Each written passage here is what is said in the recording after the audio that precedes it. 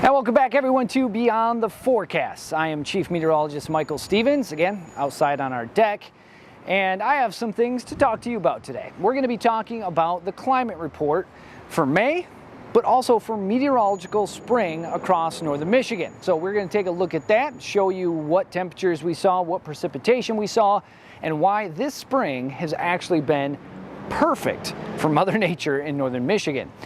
Now, after that, I'm going to send out the call for a fun experiment for you to join us at home and do, and send us video of it, and then we'll show them on Beyond the Forecast.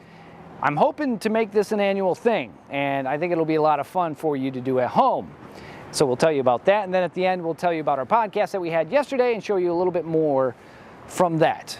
But before we get to all of that, let's jump into some of the fun things here off the top of the show. And first up, this day in weather history. Well, back in 1842, this day, was it June 10th? June 11th? June 11th, there we go. Don't even know what day it is anymore. 1842, June 11th, a late season snowstorm struck New England. Yeah, that's right. A snowstorm. New England, June 11th, 1842. During the morning and early afternoon, 10 to 12 inches of snow fell in Irisburg, Vermont. Berlin, New Hampshire saw 11 inches of snow. Snow blanketed the Appalachians as far south as Maryland. June 11th, 1842. That is wild to me. It is hard to fathom that much snow in June, regardless of the year. That is wild. So this day, back in 1842, they saw a ton of snow. All right, trivia time. Yesterday, we wanted to know, when does meteorological winter start? Is it February 1st, December 1st, December 30th, or January 5th? It's December 1st. So meteorological summer and spring and winter, fall, all start at the first of the month when the equinox happens. So December 1st is when meteorological winter starts, because winter technically starts December 21st-ish. I say ish because it can change a few timing-wise. So, and it'll go 90 days. So then March 1st is meteorological spring, because spring technically starts at the end of March. And then June 1st, meteorological summer, because summer starts technically at the end of June. And then meteorological fall starts September 1st, because at the end of September is when you get fall. So there you go. Those are the meteorological seasons. It's just easier to keep track of data at the beginning of a month and going 90 days, rather than having to jump when the actual equinox happens. Today, we want to know, true or false? You can tell the temperature by cricket chirps. QR code. Hit it right there. Or is it over there? It's right here, I think. Hit that with your phone. It'll take you where you can answer, and we'll give you the answer tomorrow on Beyond the Forecast. Viewer photo of the day. Today, brought to you as always by Great Rooms. Today's photo comes to you from Patricia Vuksanovic. There we go. Sorry about that. Patricia sent in Big Manistee Lake sunset from June 6th. So thank you, Patricia, for sending in that beautiful photo from Big Manistee Lake. And the sunset was on June 6th. So thank you again, Patricia, for sending that in. And as always, thank you to Great Rooms for sponsoring viewer photo of the day. Now, coming up next, we'll start off the show by telling you how we did in meteorological spring, how our temperatures looked, how precip looked, and how we did in May as well, because that is the 1 month we look back at, and then we add up all the months of meteorological spring and see how we did. And well, if you look outside, we did pretty well. We'll have those details right after the break.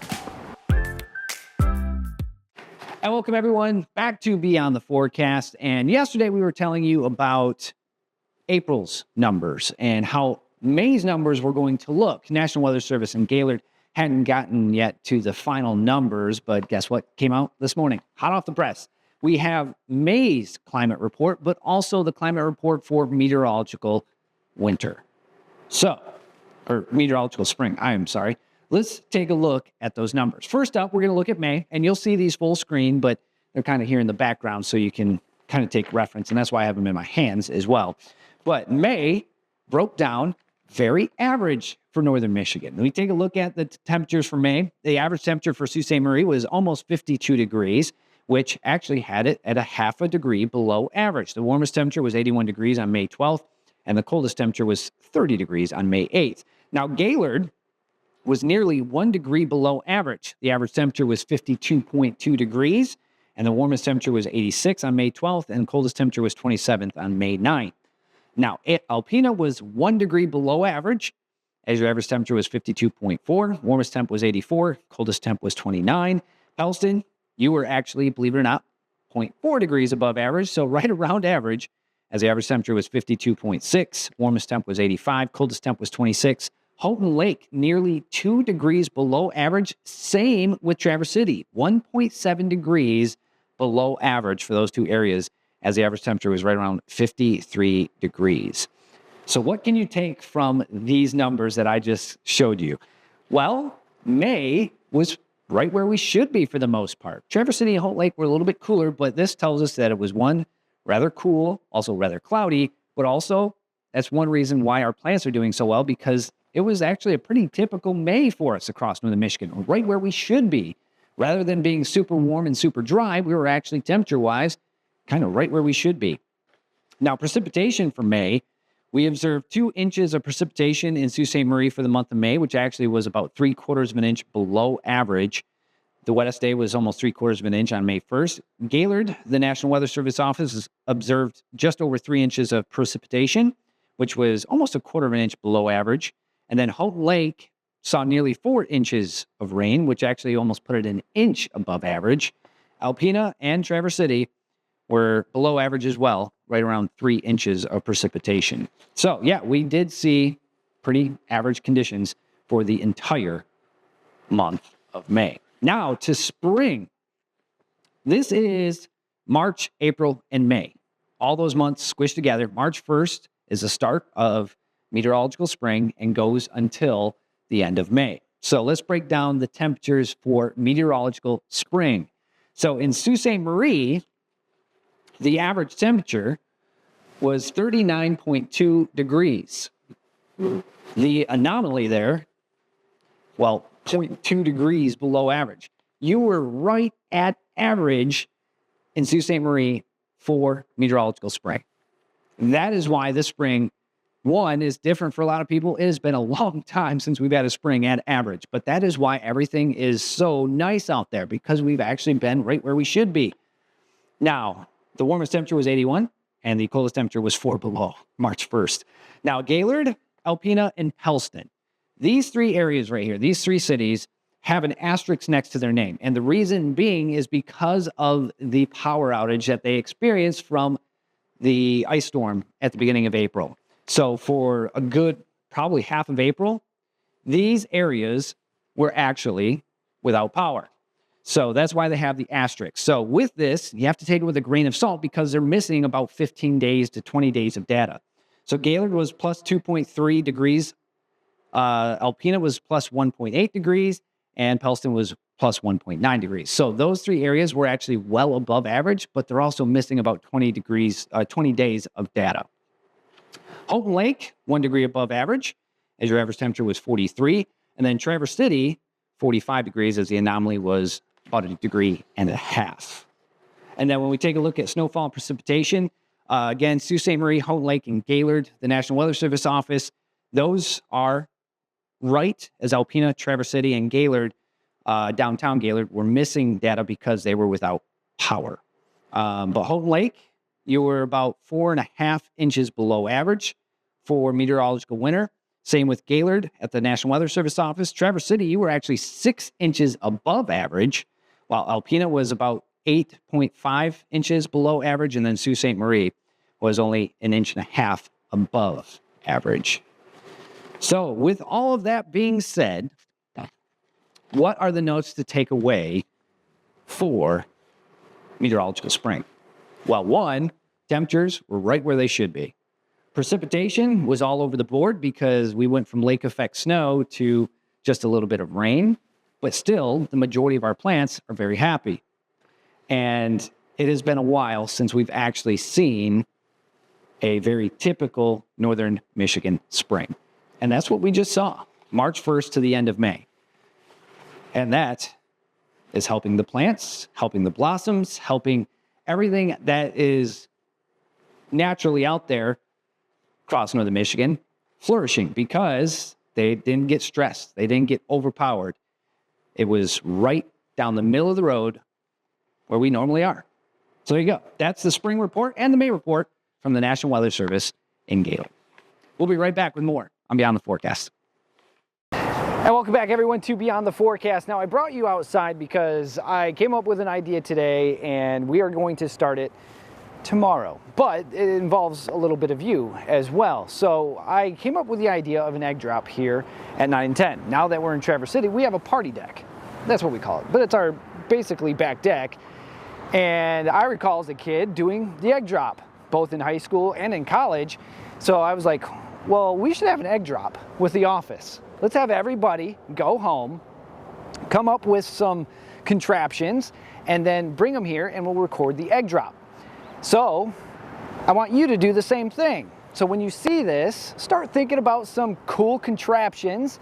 And if you have a place where you can drop it off of, get the kids involved, take an egg, and well, put it in the contraption and drop it. Now, if you can, see how fast it takes to drop and see if your egg stays intact. That's the big thing. That's what you're trying to do. You're trying to make the science math.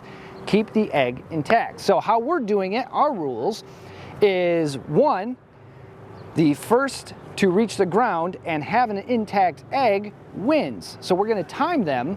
So in case you wanna use a parachute, you're not going to win necessarily because, well, it takes slower to get to the ground, right? Well, that's the case. So if you get down quick and your egg stays intact, well, that will be the winner. So the reason behind this is because of the science, physics, right? You're gonna have to fight gravity, you're gonna have to fight inertia, momentum, and you're gonna have to kind of cushion the blow. So you're trying to make the science math and see if you can overcome all the things that we do or see on a daily basis in order to keep your egg intact.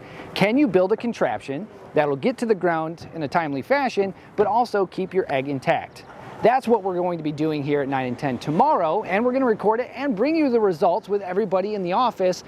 But I want you to do it at home with us as well. So kids, grab your parents, say, Mom, Dad, we need to do an egg drop. I need to come up with a contraption, put the egg in it, drop it, and see if the egg will survive with your contraption. The contraption can blow up. The egg, as long as it's intact, that is what matters. You want the egg intact in a timely fashion. So I think we're gonna make this kind of an annual thing. So tomorrow will be the first egg drop, and then we'll continue it down the road, right? That's what we'll do. So tomorrow, we'll record that and bring you the outcome. I feel like it's going to be relatively hilarious. You can use any contraption that you can think of and soup it up, mod it any way you want. But remember, the rules are the first down to the ground in a timely fashion with an intact egg wins. If it's slow and is intact, might not necessarily win. You want the speed, but you also want an intact egg. No cracks, no leaks, no explosions. Intact egg in the most quick fashion. So, I'm proposing to you, do it at home, record it, send it to us, and maybe we'll show some of those on the air. So it's the first Beyond the Forecast egg drop, and hopefully we do it a bunch of times. So there you go. We'll have one last segment here on Beyond the Forecast. We'll have that right after the break. And welcome back, everyone, to Beyond the Forecast. There you go. That was our show today, and I hope you get the opportunity to partake in the egg drop with us. That is the big news that I want to share is let's get this egg drop thing annual, right? Let's continue to make the contraptions, do the steam stem science thing. Let's make it math and figure out how we can beat the properties working against you when dropping an egg from height, right? It's always fun to do, so I hope you can partake in that. Yesterday, we had our very first live streaming podcast from here in Traverse City. And it's the first one we've had in about a month. And we discussed why it's taken us so long to continue our podcast, because we've had to battle moving, we've had to battle schedule conflicts, and well, yesterday was still a little bit of a battle, but I was there. Meteorologist Haley Fischetti had to bounce to do some testing down in the new studio, so it was just me. But this is kind of what we went through with that podcast. Check it out.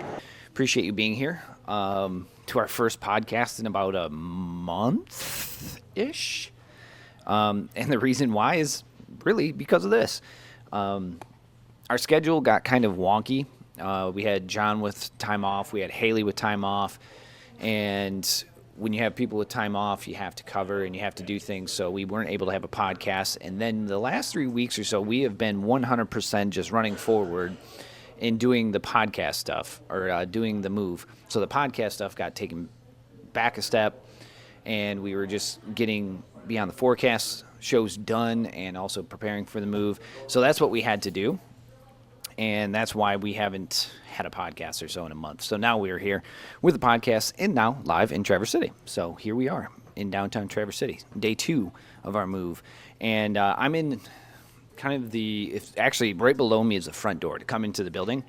So if you ever come downtown Traverse City at the corner at the light of Cass and 8th, the front door is right here. We're right above that. This is a little windowed section that I figured would be great for a podcast. And that's where we are currently. There's a deck out there. We'll probably have some podcasts out there when it's nice out. It's just not the best morning. The deck is a little soggy from the rain yesterday. So that is kind of what we're looking at. This is bare bones minimum podcast, live streaming podcast. I have my computer, I have my camera, I have my microphones. So that is kind of how this is working for right now. But it will all get figured out and taken care of here in the coming weeks, days, months. So that is kind of where we're at. So appreciate you all being here. Oh, hold on. Question before we leave. Where there is severe weather, will you be able to do live updates in the studio? Yes, we will. Just like the last one.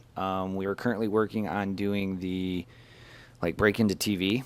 And then also we are really working on doing the coverage on socials as well.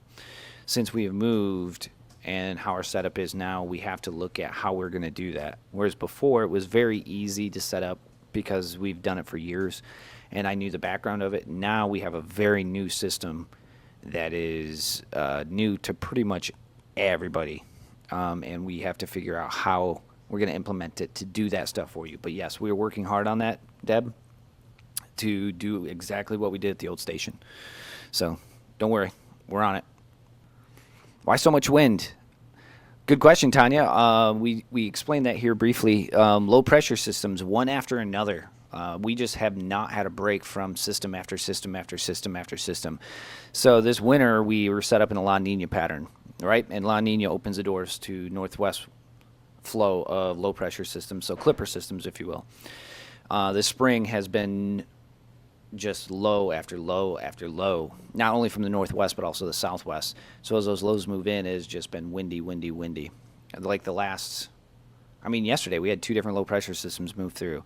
So we've just been bombarded with low pressure system after low pressure system. And that's one reason why the temperatures have been, again, not super cool, but right around average to slightly below average. Why we've seen a little bit more rain this spring. Why our plants are taking off. And it's because of those low pressure systems.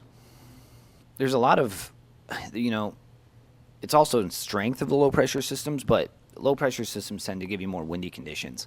We've had a lot of fronts. The weather we have been the gateway for the weather, if you will.